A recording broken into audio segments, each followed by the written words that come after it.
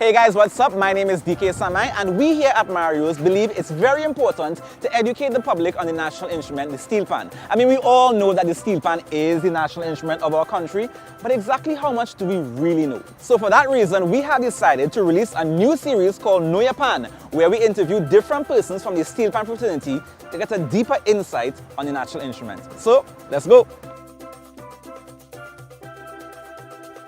So these are the members of the National Steel Symphony Orchestra, also known as NSSO. We are here with Mark, Kiel, Kygel, Denise, and Kyle. And we're just here to get some information about the steelpan and their involvement with it as a band, as the National Steel Symphony Orchestra. So guys, my first question is, the National Steel Symphony Orchestra is very different from the other orchestras in the country. Are the instruments different from the average steel orchestra? Of course they are. How so? As you can see behind us, it is very large. It's heavy, but not as heavy as the traditional one. But in terms of the tuning, yes, there's a different approach to the tuning as in the traditional instruments. Denise, what exactly is the audition process to get into the NSSO? Okay, so yeah, audition process is basically qualifications. You have 5 CXC passes. Come, you perform 2 pieces on a primary instrument and a secondary instrument. Do your best. So that means that you have to be a proficient music score reader. Is playing for the NSSO like a hobby or is it a full-time job? Kygel? It's definitely a full-time paid job. A lot of people are surprised that we get to make music and it's a job actually. It is a job, 100%.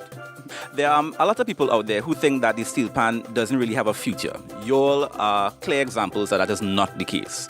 If you had to send a message to those who think that you cannot have a full-time future or a prosperous future in the steelpan, Kyle, what would you say to them? We will continue to educate others out there that playing music is a full-time job. It pays well. I mean, look at us, we are surviving. Just do your best, stay in school, kids, stay in school. The normal engineers and the this and that, they study their craft. We as well, we study our craft to reach where we are today. The steelpan was invented in the 1930s, but exactly how was it created?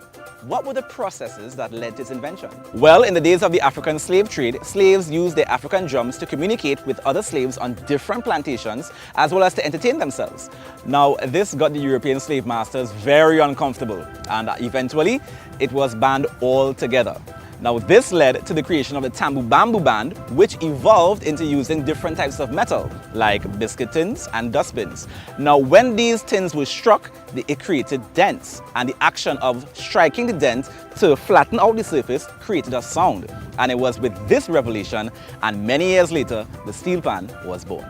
Tell me a little bit about yourself, in terms of your role and function, and how you got into steelpan. Okay, well, I started playing pan at Southeast Police Secondary School in 1994, quite some time ago, almost 25 years.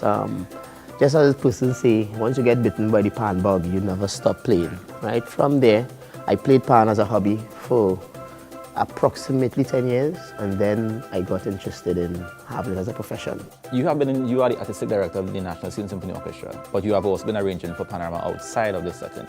How is it different with regards to being the artistic director of the National Steel Symphony Orchestra and being the arranger of a contemporary panorama band? How is it different? Well, I mean, how you said it, the NSSO came after.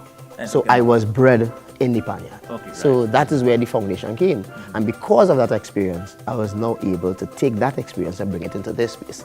Little that you know. So in the community spaces, I have to always remind myself, I'm not dealing with the professionals. Let's say, for instance, formal training for people who have formal musical training, I can literally write a score and give them the music and they can learn it on their own. Persons who are not musically literate, you will need to go through that process of calling notes, singing phrases, tapping phrases, demonstrating, and give them that opportunity to retain that through repetitive drills and so forth. Okay, so as somebody as accomplished as yourself, what message would you send to those Trinbagonians about supporting the national instrument of this country?